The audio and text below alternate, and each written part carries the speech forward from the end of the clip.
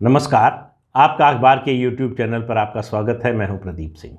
कभी कभी व्यक्ति अति उत्साह में, उत्तेजना के अतिरेक में ऐसी बातें बोल जाता है जिसका उसको जीवन भर पछतावा रहता है। और इसीलिए कहा गया है कि जाको विधि दारुण दुख दीन्हा, ताकि मति पहले हर लीन्हा। तो ऐसे समय पर जब ये कहा जाता है कि प्रारब्ध भी है, आपके बुरे दिन आने वाले होते हैं, आपका समय खराब आने वाला होता है, तो आपके अंदर मतिभ्रम हो जाता है। आप समझ नहीं पाते हैं कि जो बोल रहे हैं वो सही है या गलत है। समझ में नहीं आता है कि इसका फ़ायदा होगा कि नुकसान होगा। ये लगता ऐसा है कि इससे बहुत बड़ा फ़ायदा होने जा रहा है, इससे जो है हमारी स्थिति में बहुत ज़्यादा सुधार होने जा रहा है। तो और होता क्या है? होता इसका उल्टा है। मैं जिक्र कर रहा हूं पंजाब के मुख्यमंत्री चरणजीत सिंह चन्नी का उत्तर प्रदेश, बिहार और दिल्ली के लोगों के बारे में, जिनको वो भैये कहते हैं, उनके बारे में दिया गया बयान प्रियंका वाड्रा की मौजूदगी में। और आप देखिए, चन्नी ही नहीं, इससे पता चलता है कि गांधी परिवार के लोगों का भी समय बुरा चल रहा है। जब चन्नी ये बोल रहे थे कि उत्तर प्रदेश, बिहार और दिल्ली के भैयों को पंजाब में घुसने नहीं देना, पंजाब है, पंजाबियों का राज होगा यहाँ, ये पंजाबियों की बहू है। उत्तर प्रदेश, बिहार और दिल्ली के लोगों के बारे में जब ये इस तरह का अपमानजनक संबोधन कर रहे थे चन्नी, तब प्रियंका वाड्रा हंस रही थी। तो मतलब उनको भी समझ में नहीं आ रहा था। देखिए, कई चीज़ें हैं। एक तो मैंने प्रारब्ध की बात की, उसमें हो सकता है आपका विश्वास हो ना हो, लेकिन इस हंसी से एक बात और समझ में आती है कि प्रियंका वाड्रा को राजनीति की कोई समझ नहीं है। राजनीति में किस बात का क्या महत्व होगा, और ख़ास तौर से टाइमिंग, चुनाव के समय में इस तरह की बात बोलना। और कांग्रेस कोई क्षेत्रीय दल नहीं है कि केवल पंजाब की पार्टी है, पंजाब के बाहर के लोगों से उसका कोई मतलब नहीं है। कांग्रेस अभी भी एक राष्ट्रीय दल है। कांग्रेस चुनाव लड़ रही है उत्तर प्रदेश में भी, उत्तराखंड में भी लड़ चुकी है। अभी आने वाले दिनों में और दूसरे राज्यों में, दिल्ली में भी और बिहार में भी उसको चुनाव लड़ना है, लोकसभा में भी लड़ना है। उसके बावजूद प्रियंका वाड्रा को ये समझ में नहीं आया कि चरणजीत सिंह चन्नी कितनी गलत बात बोल रहे हैं, कांग्रेस का कितना बड़ा नुकसान कर रहे हैं, उसका कोई अंदाज़ा ही नहीं। इससे पता चलता है कि क्यों इस परिवार को कांग्रेस पार्टी से हट जाना चाहिए, या क्यों कांग्रेस पार्टी को इस परिवार से मुक्ति पा लेना चाहिए। तो चरणजीत सिंह चन्नी तो बोल गए, प्रियंका वाड्रा खिलखिलाकर हंस भी दी, ताली भी बजा दी, लेकिन 100 सुनार की एक लुहार की। प्रधानमंत्री नरेंद्र मोदी ने आज अबोहर में, पंजाब के अबोहर में जो बोला, उन्होंने एक तीर से दो निशाने साधे। उन्होंने न केवल कांग्रेस बल्कि आम आदमी पार्टी और अरविंद केजरीवाल का भी काम एक तरह से लगा दिया। उन्होंने कहाँ से जोड़ा? अब देखिए, ये पॉलिटिकल समझ, जिसको कहते हैं पॉलिटिकल एक्यूमेन, उसका, राजनीति की बारीकियों की समझ, कैसे किसी बात को मुद्दा कैसे बनाना चाहिए, इसका उदाहरण दिया प्रधानमंत्री नरेंद्र मोदी ने।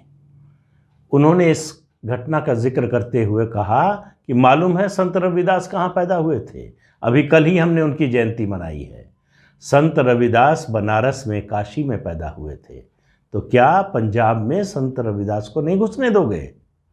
इतना बड़ा अपमान संत रविदास का। अब इसकी कोई काट नहीं है पंजाब में कांग्रेस के पास। चन्नी, जो खुद दलित समुदाय से आते हैं, संत रविदास के बारे में ऐसी बात कैसे कह सकते हैं? और ये बयान जो है, उनको पूरे चुनाव और पूरे राजनीतिक जीवन में ये सालता रहेगा कि उन्होंने आखिर ये कहा क्यों। दूसरा, वह यही नहीं रुके, उन्होंने कहा गुरु गोविंद सिंह हमारे गुरु कहाँ पैदा हुए थे? पटना साहिब में, बिहार में। उनका इससे बड़ा अपमान क्या हो सकता है? अब ये दो ऐसे आइकन हैं जिनके बारे में आपकी राय कुछ भी हो, इनके खिलाफ कम से कम सार्वजनिक रूप से बोलने का जोखिम कोई राजनीतिक दल नहीं उठा सकता, कोई राजनीतिक नेता नहीं उठा सकता। अब चन्नी बोल चुके हैं, अब उसकी जितनी भी लिपापोती करते रहे, जो कुछ भी कहते रहे, संत रविदास बनारस में, उत्तर प्रदेश में पैदा हुए, गुरु गोविंद सिंह पटना में बिहार में पैदा हुए, इस सच्चाई को बदल नहीं सकते। ये नहीं कह सकते कि प्रधानमंत्री ने गलत तथ्य पेश किए। अब चुनाव में ज़्यादा समय बचा नहीं है। 18 तारीख को यानी कल जो है कैंपेनिंग का आखिरी दिन है, उसके बाद 20 को पोलिंग होनी है। तो जिसको कहते हैं डैमेज कंट्रोल के लिए भी समय नहीं बचा है। लेकिन मुझे लगता है कि शायद उन लोगों को अंदाज़ा भी नहीं है कि ये डैमेज हुआ है। कुमार विश्वास इस मामले में कंसिस्टेंट है। जिस दिन से आम आदमी पार्टी से निकले हैं उस दिन से अरविंद केजरीवाल के बारे में वो बता रहे हैं कि किस तरह के व्यक्ति हैं, उनकी जो खामियां खूबियां हैं लगातार उसकी बात कर रहे हैं, बता रहे हैं कि किस तरह के छोटे मन के व्यक्ति हैं। और ये पहली बार नहीं है। अरविंद केजरीवाल के बारे में जितने लोग निकले हैं पार्टी से या जो जुड़े रहे हैं पार्टी से, उस तरह से प्राथमिक सदस्य नहीं रहे, केवल आंदोलन के कारण जुड़े रहे हैं, उनमें से कोई उनके बारे में अच्छी बात कहता हुआ आपको नहीं मिलेगा। अरविंद केजरीवाल के बारे में आज प्रधानमंत्री ने कहा कि ये देश को तोड़ने वाले लोग हैं, ये सत्ता के लिए देश को तोड़ने की हद तक जा सकते हैं। इनका एजेंडा, उन्होंने कांग्रेस और आम आदमी पार्टी दोनों को शामिल किया, कहा इनका एजेंडा जो है वो वही एजेंडा है जो देश को तोड़ने वाला है, जो पाकिस्तान का है। सीधे सीधे उन्होंने कहा कि ये सीमावर्ती राज्य है, इसने बहुत कुछ झेला है, यहाँ अराजकता, यहाँ अस्थिरता, ये इस पंजाब के लिए जो है वो ठीक नहीं होगी। उन्होंने कहा कि ये चुनाव सामान्य चुनाव नहीं है, ये चुनाव पंजाब के वर्तमान और भविष्य को बनाने का चुनाव है। तो ऐसे चुनाव में क्या इस तरह के लोगों को मौका देंगे? प्रधानमंत्री ने कहा कि ये अलगाव और अराजकता के नशे में डूबे हुए लोग हैं, जिनको समझ में नहीं आ रहा है कि देश को कितना बड़ा नुकसान पहुंचा रहे हैं।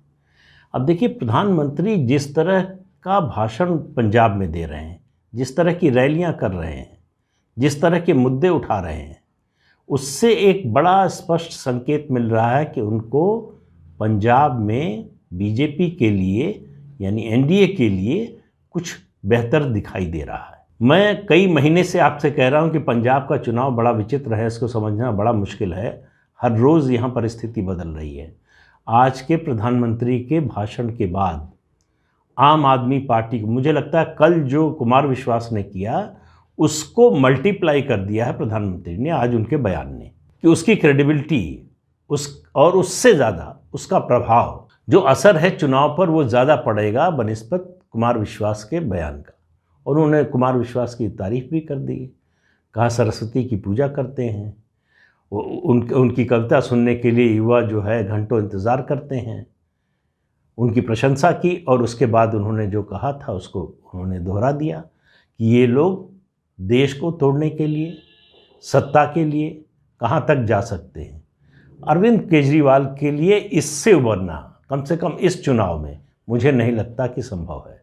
अगर अरविंद केजरीवाल और उनकी आम आदमी पार्टी के लिए इस चुनाव में पंजाब में कोई संभावना थी तो पहले कुमार विश्वास ने और आज प्रधानमंत्री ने उस संभावना के दरवाजे बंद कर दिए। कांग्रेस के लिए भी, कांग्रेस की स्थिति अच्छी होने की बजाय, आमतौर पर होता है कि इश्यूज सेटल हो जाए, खासतौर से लीडरशिप का इशू, तो पार्टी बेहतर स्थिति की ओर बढ़ती है। कांग्रेस लगातार खराब स्थिति की ओर बढ़ रही है।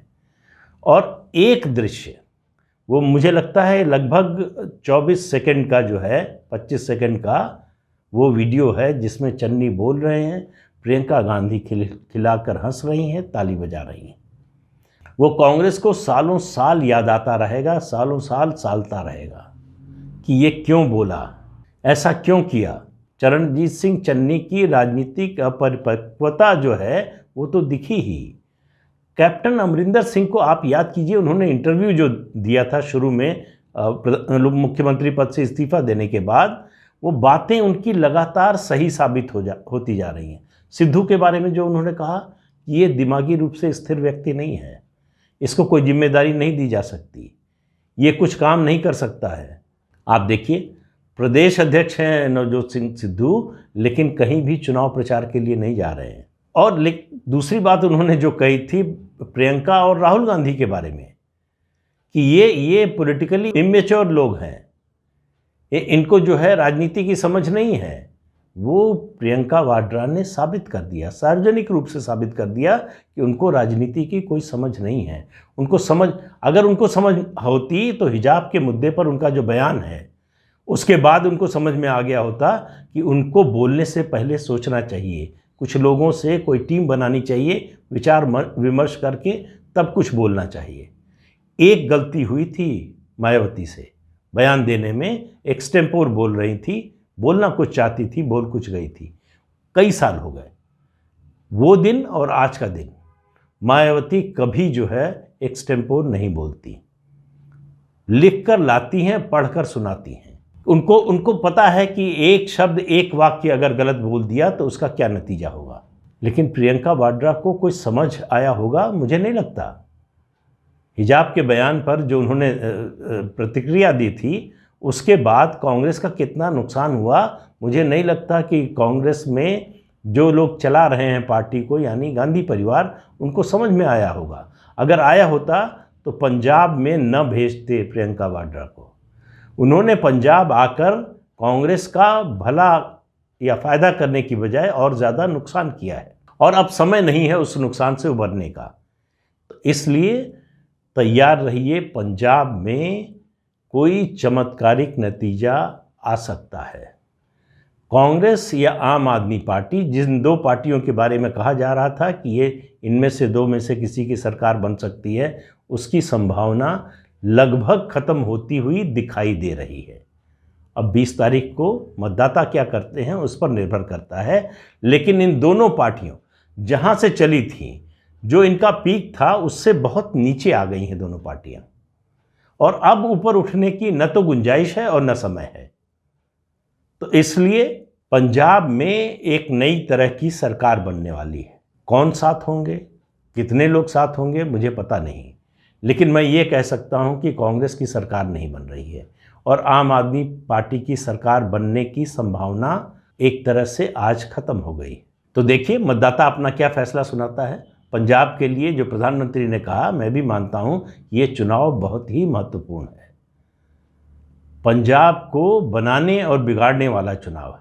सही फैसला जो है सुंदर भविष्य की ओर ले जाएगा, गलत फैसला पंजाब को अराजकता और अलगाववाद की ओर ले जाएगा। अब पंजाब के लोगों को चुनना है कि उनको किस रास्ते पर जाना है। तो आज के अंक में इतना ही, अगले अंक में फिर मिलेंगे। आपसे अनुरोध है कि ये चैनल देखिए, शेयर कीजिए, लाइक कीजिए और सब्सक्राइब ज़रूर कीजिए। नमस्कार।